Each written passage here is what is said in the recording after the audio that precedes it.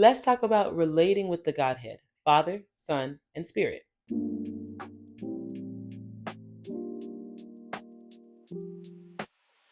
God is our perfect parent, which means he doesn't always deal with us in the same way as our earthly parents. And for some of us, it's not even close.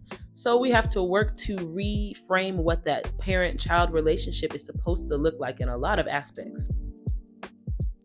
We get to know God as our Father by reading our Word, specifically the Old Testament.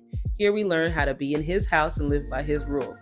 We learn how He blesses, how He disciplines, how many times He's willing to repeat Himself to us. Here are some of my favorite examples on how to relate to God as a father, especially for someone who asks a lot of questions. Jesus is that friend that your parents encourage you to hang out with because they want you to have a good influence in your life. He is our perfect friend and perfect example on what it looks like to follow God and obey His rules. We get to know God as our friend by reading our word, especially the New Testament. In the four Gospels, we read about Jesus' life and his teachings and what it looks like to be a perfect friend.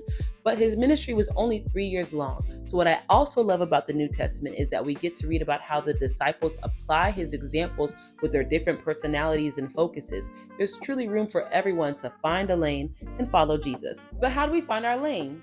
Well,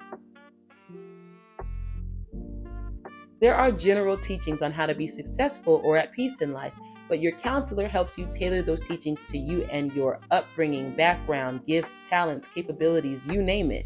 They know when to let you do your own thing and when to speak up and redirect you. That's what our perfect counselor does. It helps you interpret the scriptures and apply them to your life. Now, the Holy Spirit lives within us.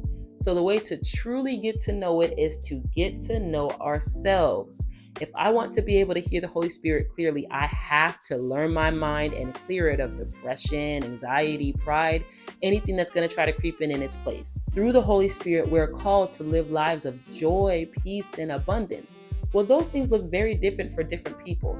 We have to know ourselves to know how to truly tap into them. Now, I didn't want to have to break this up, but I really want to talk about the importance of getting to know yourself to grow closer to God. So you'll have to tune in next time for part 2. See you later. One more time. We get to know God as our friend.